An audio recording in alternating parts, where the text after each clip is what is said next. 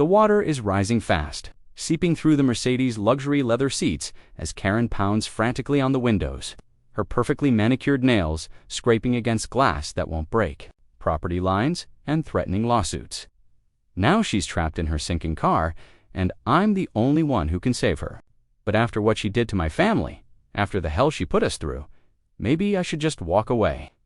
The pond doesn't care about her homeowners association complaints now. The first time Karen Whitmore stepped out of her pristine white Mercedes, Marcus knew his peaceful morning was over. She emerged like a general preparing for battle, her blonde hair pulled back in a severe bun, her lips already pursed in that familiar expression of perpetual dissatisfaction that had terrorized the Willowbrook neighborhood for the past 3 years. Excuse me.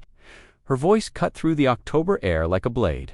You cannot park that thing on the street. Marcus looked up from where he was unloading his landscaping trailer, dirt still caked under his fingernails from the Morrison job.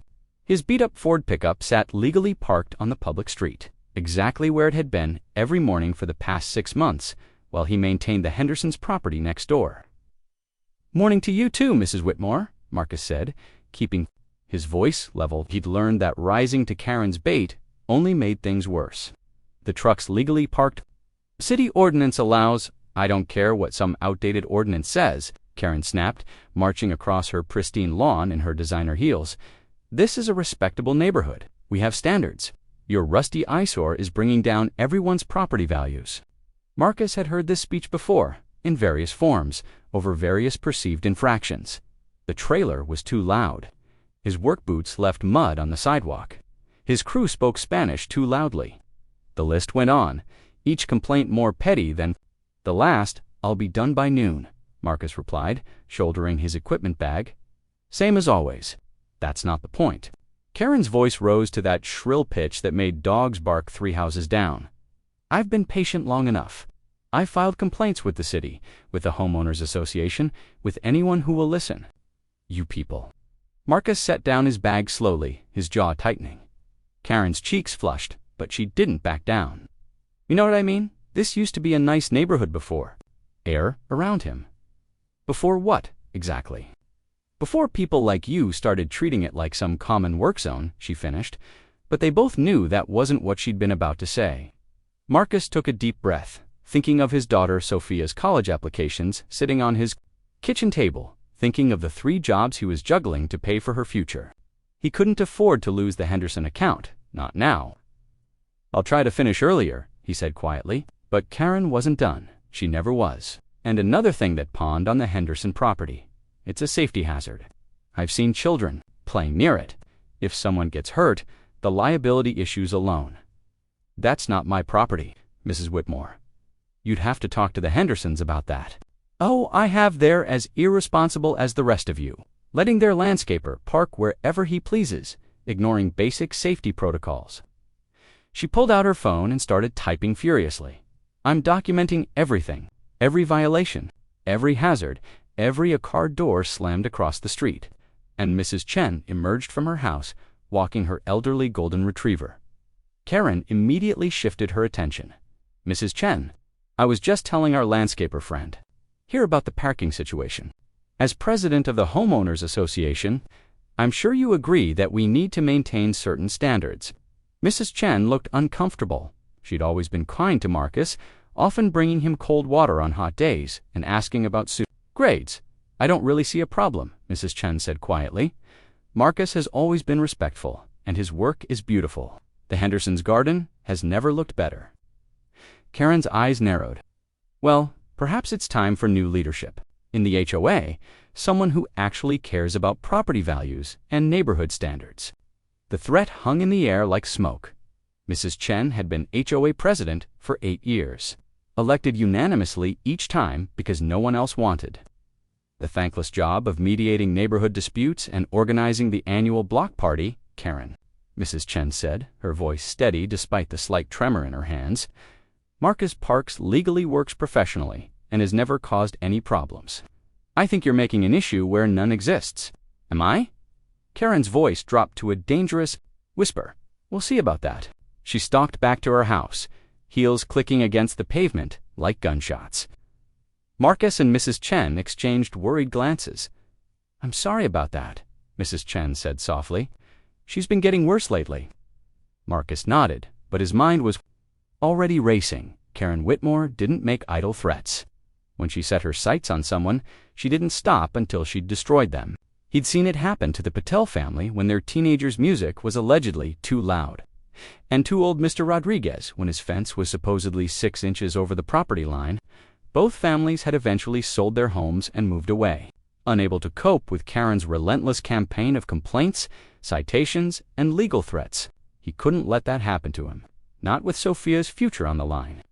The morning passed in tense quiet, Marcus hyper-aware of every sound his equipment made, every footprint he left on the sidewalk. Pulling out of her driveway, she drove slowly past him, rolling down her window. "I'm going to City Hall," she announced. "By the time I'm done, you won't be parking on this street anymore. Or working in this neighborhood, for that matter." She drove off, leaving Marcus standing in the Hendersons' garden with a growing knot in his stomach. He pulled out his phone and called his client. "Mrs. Henderson, it's Marcus. I think we might have a problem." Eleanor Henderson was a retired teacher in her 70s, a gentlewoman who'd hired Marcus after her arthritis made gardening impossible. She listened quietly as he explained the morning's confrontation.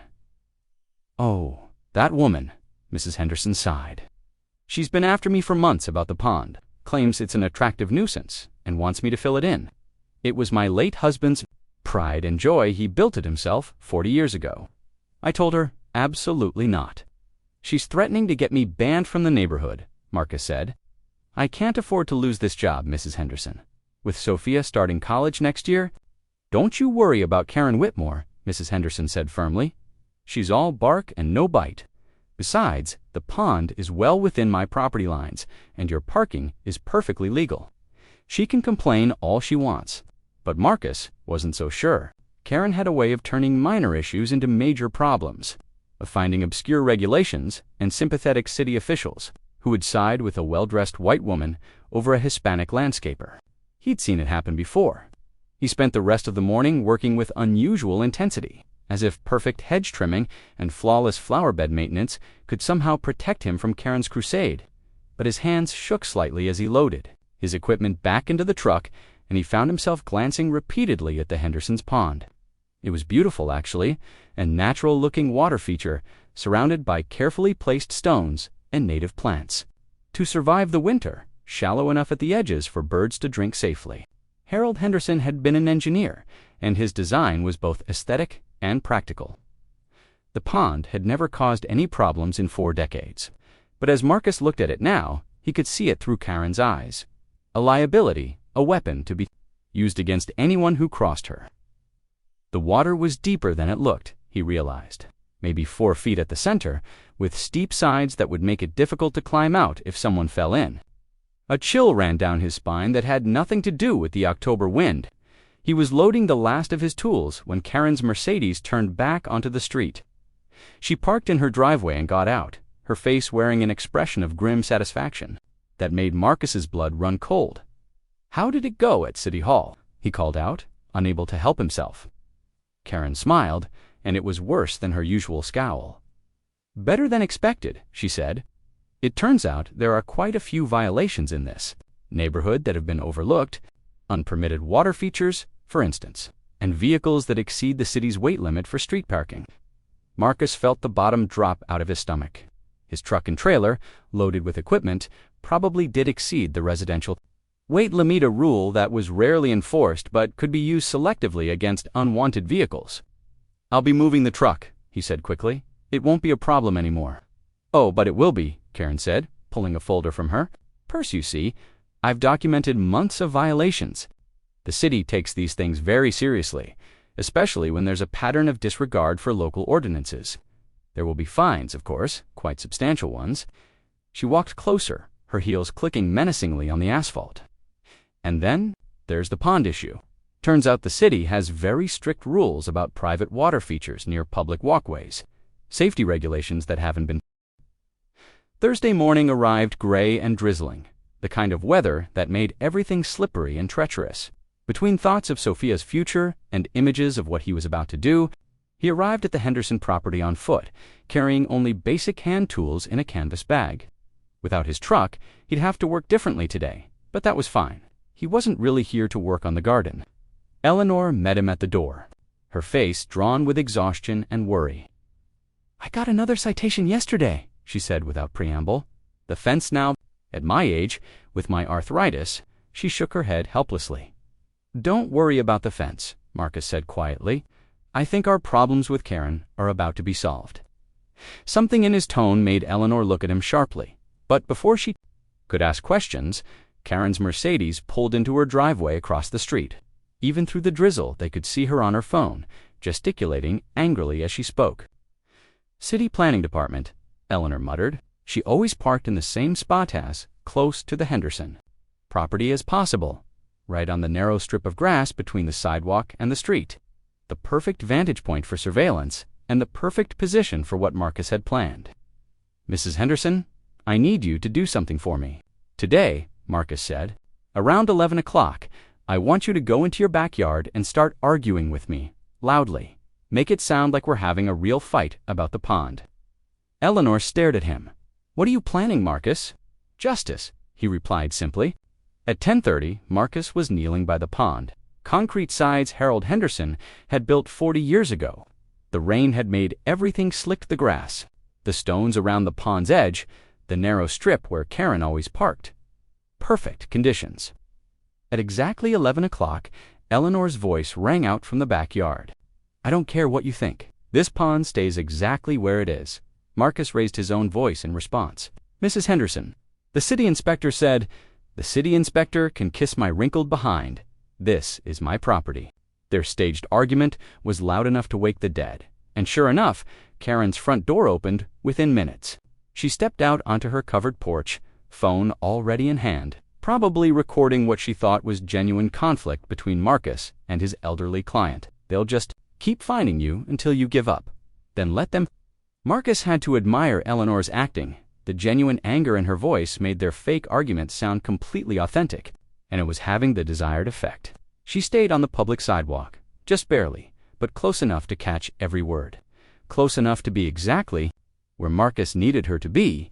"This is perfect," Karen called out, her voice dripping with satisfaction. "Disturbances." Marcus made a show of throwing down his tools in frustration. "Fine. You want to destroy your life over a stupid pond? Go ahead. I'm done trying to help stubborn old women who won't listen to reason."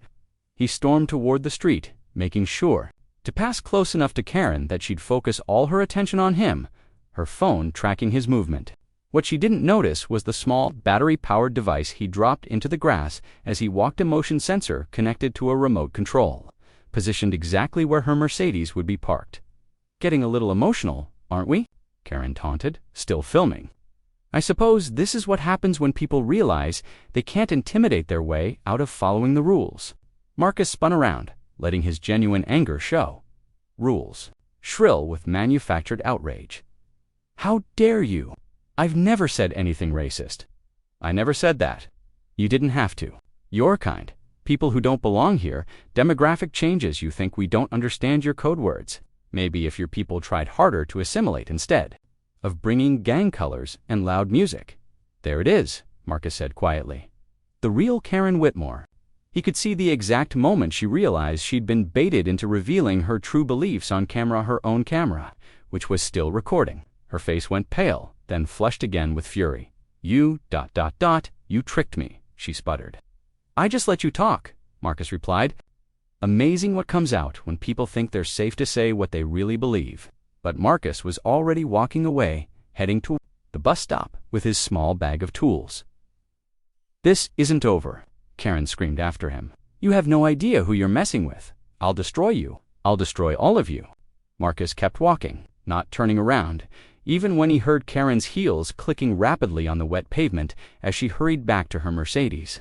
He counted his steps carefully, 50 yards to reach the corner, another 20 to the bus stop bench where he'd have a clear view of the Henderson property. He sat down and pulled out his phone, ostensibly checking the bus schedule, but actually opening the app connected to the motion sensor he'd planted. The device was simple but effective, a landscaper's tool he used to trigger sprinkler systems, now repurposed for something far more dramatic. She always made her calls from the same spot, parked illegally on the grass strip, but protected by her political connections from any consequences. Until now, Marcus watched the Mercedes idle on the narrow strip between the sidewalk and the street, exactly 3 feet from the pond's edge. He thought about Sophia's college dreams, about Eleanor's tears, about all the families Karen had driven away with her toxic combination of prejudice and political power. His finger hovered over the phone screen. One touch would activate the motion sensor. Beneath Karen's rear tires, Marcus hesitated, his conscience warring with his anger. This wasn't who he was, wasn't how he'd raised his daughter to solve problems. But then he remembered Kieran's words. Maybe if your people tried harder to assimilate. The casual racism, the assumption that hardworking families like his didn't deserve to exist in her perfect neighborhood. Some people, Marcus realized, only learned through consequences. He pressed the button. The small explosion was barely audible over the rain and traffic, but its effect was immediate. The Mercedes lurched as the ground beneath its rear wheels suddenly gave way, the car sliding sideways on the wet grass. She hit the brakes, but it was too late. The laws of physics had taken over, and $43,000 worth of German engineering slid gracefully into Harold Henderson's carefully constructed water feature with a tremendous splash. The Mercedes came to rest at a sharp angle, its front wheels still on the grass, but its rear end submerged in 4 feet of murky pond water. The engine died immediately, and within seconds, Karen's screams for help echoed across the neighborhood as she pounded frantically on the windows, trapped by her own seatbelt and the car's electronic locks, which had failed when the electrical system was flooded.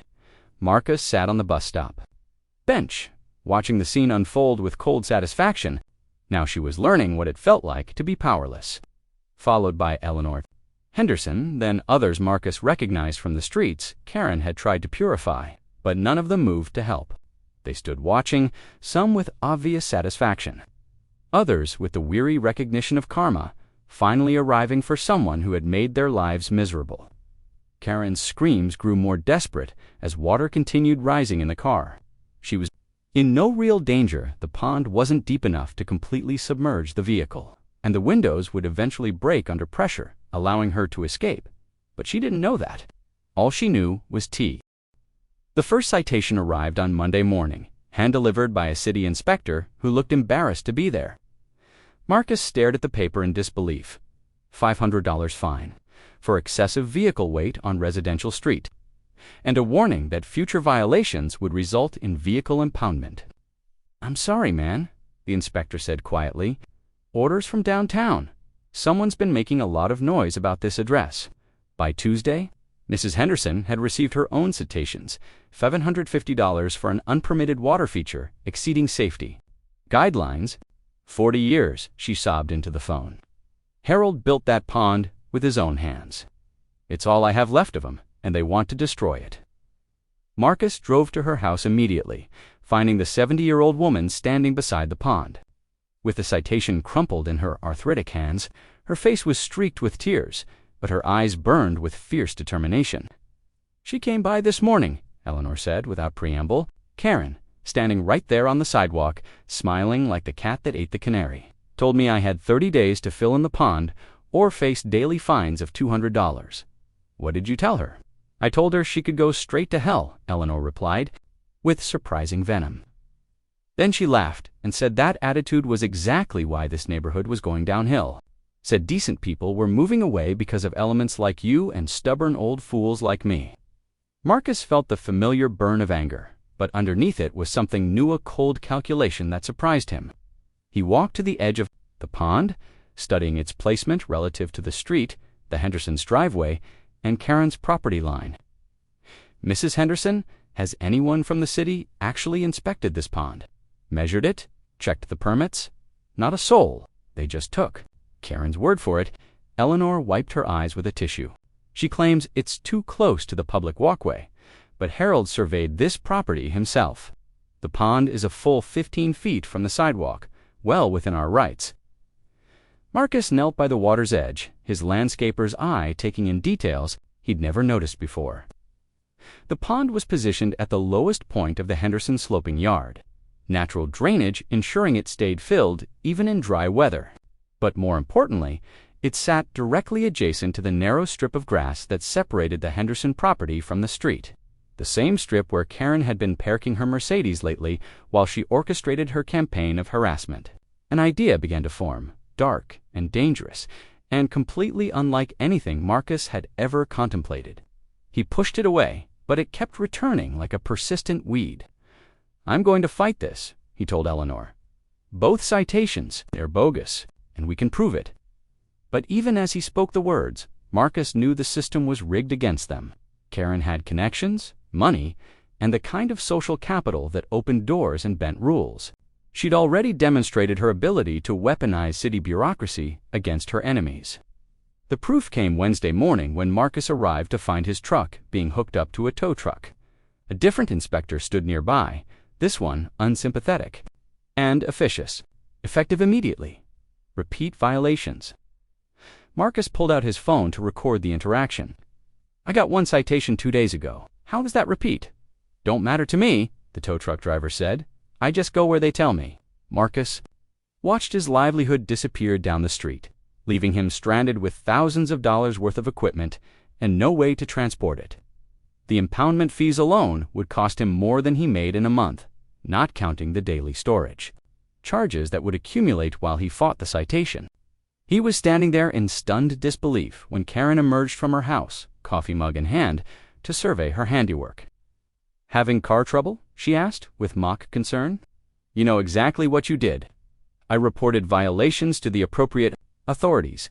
That's what responsible citizens do." She sipped her coffee delicately. Of course, if certain people had been more cooperative, none of this would have been necessary. Cooperative. Marcus took a step toward her, his equipment bag heavy in his hand. "You mean if I'd let you run me out of the neighborhood without a fight?" "I mean if you'd recognize that some places aren't meant for some people," Karen replied, dropping all pretense of politeness. "This is a family neighborhood, a safe neighborhood. We don't need your kind bringing down the tone." The racist implication hit Marcus like a physical blow, but what shocked him more was Karen's complete lack of shame. She stood there on her perfect lawn in her perfect neighborhood. "My kind?" Marcus set down his equipment bag carefully, fighting to keep his voice level. "You mean hard-working fathers trying to provide for their families?" "I mean people who don't belong here," Karen snapped. "People who park their junky trucks wherever they please and ignore basic standards of decency. People who encourage property owners to flout city regulations with their illegal ponds and safety hazards." She gestured toward the Henderson house, where Eleanor could be seen through the front window, probably watching the confrontation with growing alarm. "That old woman is just as bad as you are," Karen continued. "Stubborn, selfish, completely inconsiderate of her neighbor's concerns. Well, now she's going to learn what happens when you ignore the rules. What's that supposed to mean?" Karen's smile turned predatory. "I've been doing more research. Turns out there are quite a few code violations on that property. The pond is just the beginning. Did you know her back fence encroaches 6 inches onto city easement? And that oak tree in her front yard, the one she's so proud of its roots, are interfering with the municipal water line." Marcus felt ice forming in his stomach. "You're going to destroy everything she has." "I'm going to clean up this neighborhood," Karen corrected, "starting with the biggest problems and working my way down. Eleanor Henderson can sell her house to developers who'll put up something more appropriate. And you can find work in whatever part of town you actually belong in." She turned to go back inside, but paused at her door. "Oh, and Marcus, I wouldn't bother trying to fight the citations. I know people at City Hall who are very concerned about demographic changes in established neighborhoods. They're quite motivated to help maintain community standards." The door slammed behind her, leaving Marcus alone on the street with his equipment and his rage. He looked toward the Henderson house, where Eleanor was still watching through her window, her face etched with worry and defeat. The dark idea that had been growing in his mind suddenly crystallized into something concrete and terrifying. Marcus found himself studying the layout of the street with new eyes, noting the slight downward slope of Karen's driveway, the way it curved toward the narrow strip of grass between the Henderson property and the road. The same strip where Karen had been parking her Mercedes while she conducted her war against the neighborhood. The same strip that was only a few feet from the deep end of Harold Henderson's carefully engineered pond. Marcus shook his head, horrified by his own thoughts. He wasn't a violent man, had never seriously considered hurting another person. But Karen wasn't just threatening his livelihood anymore. She was systematically destroying the lives of everyone who had shown him kindness, everyone who had dared to stand up to her bullying. He thought about Sophia's college applications, about Eleanor's tears over her husband's pond, about Mrs. Chen's worried face when Karen threatened her position as HOA president. How many more families would Karen drive away? How many more lives would she ruin in her quest for the perfect neighborhood? The answer came to him as he watched Karen's shadow move past her living room window. She would destroy everyone who didn't fit her vision of acceptable neighbors. And she would never stop because no one had ever made her face real consequences for her actions. Marcus picked up his equipment bag and started walking toward the bus stop, his mind racing with possibilities he'd never allowed himself to consider before. As he waited for the bus that would take him to the impound lot, he pulled out his phone and called Eleanor Henderson. "Mrs. Henderson, it's Marcus. I need to ask you something important about the pond. How deep is it exactly at the center?" "About 4 feet," Eleanor replied. "Harold designed it that way so the koi could survive winter freezing." "Why, just curious about the engineering," Marcus lied. "Your husband did beautiful work." "Yes, he did. Harold always said that pond would outlast both of us." Eleanor's voice grew sad. "I suppose Karen will get her way in the end, though. I can't afford to fight the city forever." "Don't give up yet," Marcus said quietly. "Sometimes these situations have a way of resolving themselves." That evening, Marcus sat in his small apartment, staring at his laptop screen. He'd spent hours researching Karen Whitmore, her city connections, her HOA presidency campaign, her history of complaints against neighbors. What he'd found painted a picture of a woman who had weaponized bureaucracy into a tool of personal vengeance. Karen had driven them all out, using the same tactics she was now employing against Mar.